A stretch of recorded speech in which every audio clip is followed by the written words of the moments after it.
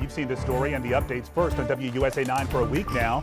5 human fetuses found inside of a home on Capitol Hill. An anti-abortion group claims it intercepted a delivery of fetal remains between a D.C. clinic and a Baltimore waste service. We know there are still a lot of questions about this. So WUSA 9 investigative reporter Nathan Baca, he went to a press conference today to get us some answers. And Nathan, what are you learning? Well, Lorenzo, the video shown by the anti-abortion group was of an extremely graphic nature. We are not going to show those images that the group has posted on social media. What I can tell you is that they purport to show the visceral aftermath of third trimester abortions.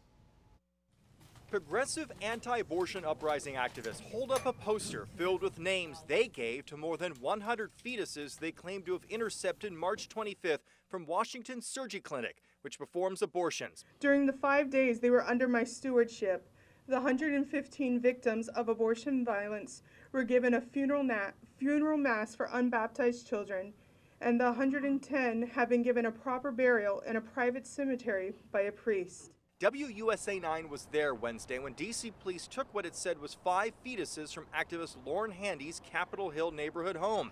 D.C. police have not confirmed activists' claims the fetuses came from Washington's Surgery Clinic. That is the same clinic 9 members of the group faced federal charges for blockading during an October 2020 protest. Activists did not disclose where that burial took place. As for how they got the fetuses, activists say they convinced a van driver with the Curtis Bay Medical Waste Company to hand over a box of biohazard waste. That box, say the activists, was filled with fetal remains.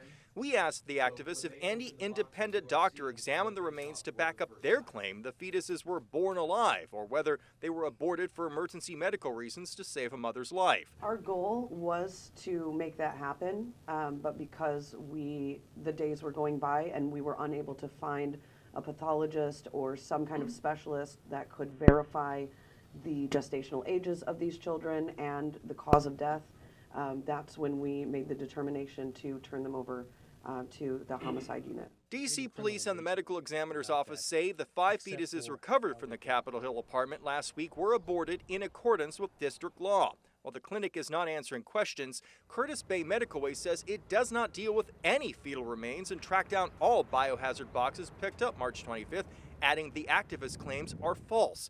Jonathan Darnell is one of the 9 activists facing federal charges for the 2020 Washington Surgery Clinic blockade. You're going to hear a lot of Christian and pro-life celebrities condemning us for making waves, for taking risks. There are a lot of people in positions of power in the pro-life movement who think that the only effective way to fight abortion is to stay quiet and to not offend anyone. D.C. police say they have no official updates on this case. A police source tells us that they do have an open investigation focusing on the circumstances of exactly how the anti-abortion activists obtained those fetal remains. Lorenzo? Yeah, I don't think this will ever make sense. Nathan, thank you.